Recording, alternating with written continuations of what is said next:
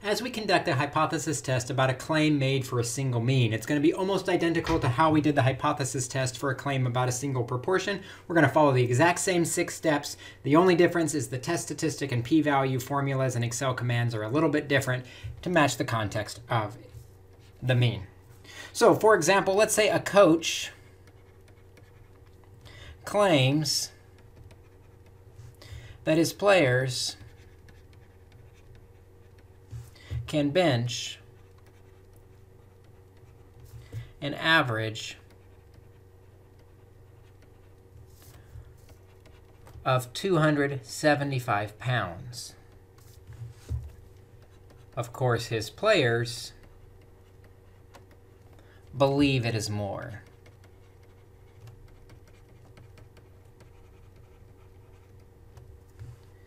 So to test this, a sample of 30 players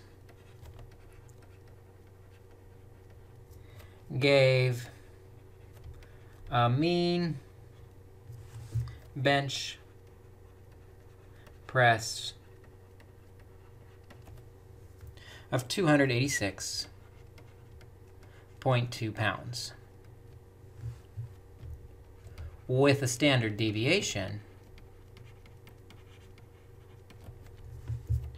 of 55 pounds.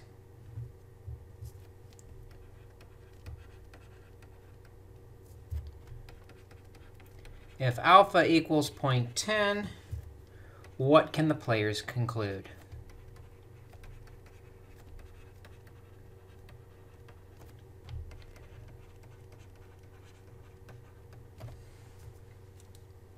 Going through the exact same 6 steps that we saw before with our hypothesis test, the first thing to do is to clearly define those hypotheses that we're going to test. Our null hypothesis this time is talking about a mean. So a population mean is mu.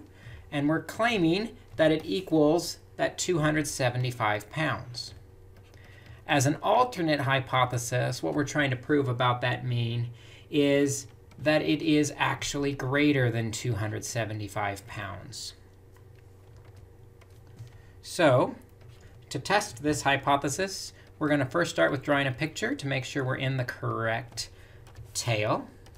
So if I were to draw a picture of this, the mean of 275 is in the middle.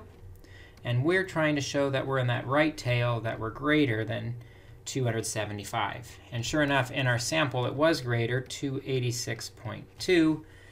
We are in a right tail test situation on the right side.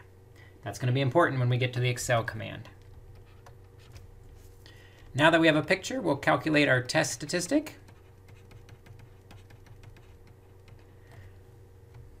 Remember the test statistic. First, we have to find the standard error. The standard error is the standard deviation of the sample divided by the square root of the sample size. So the standard deviation of our sample was 55. And I'll divide by the square root of our sample, which was 30 players. And when I do 55 divided by the square root of 30, I'm getting 10.04. Once we know that's our standard error, then we can calculate t, our test statistic, which is x bar minus mean divided by the standard error.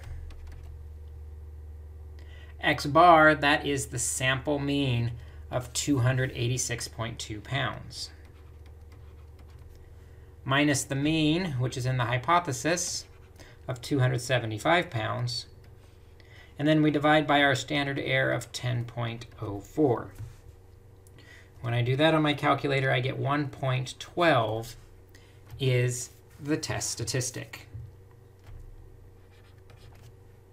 Our fourth step that we found was to find the p-value.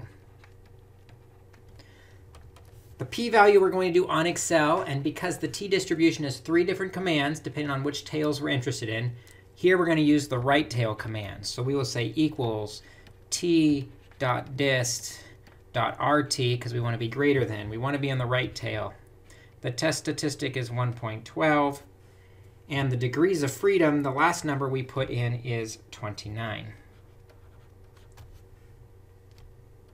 When I do that on Excel, I get 0.1369. That then is our p-value. Based on that p-value, then we're ready to, step 5, make our decision. For our decision, the p-value was 0.1369. The alpha that we compare it to was 0.10. The p-value here is, in fact, bigger than the alpha. When we have a bigger p-value, our only decision to make is to fail to reject the null hypothesis.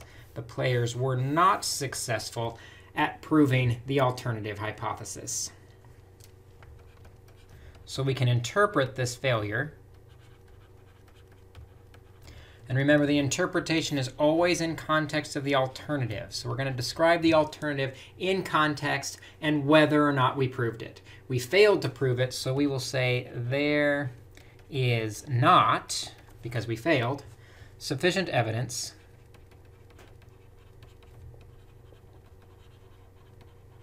comma, at the alpha equals 0.10 level to conclude. And looking at the alternative hypothesis, the mean is greater than 275. In context, the average bench press of the team is greater than 275 pounds. And that wraps up our hypothesis test. Notice these are the same exact 6 steps that we went through when we were talking about doing a single proportion. The only real difference is in the formulas to calculate the test statistic and the p-value. Other than that, the process, the logic, the procedure is exactly the same.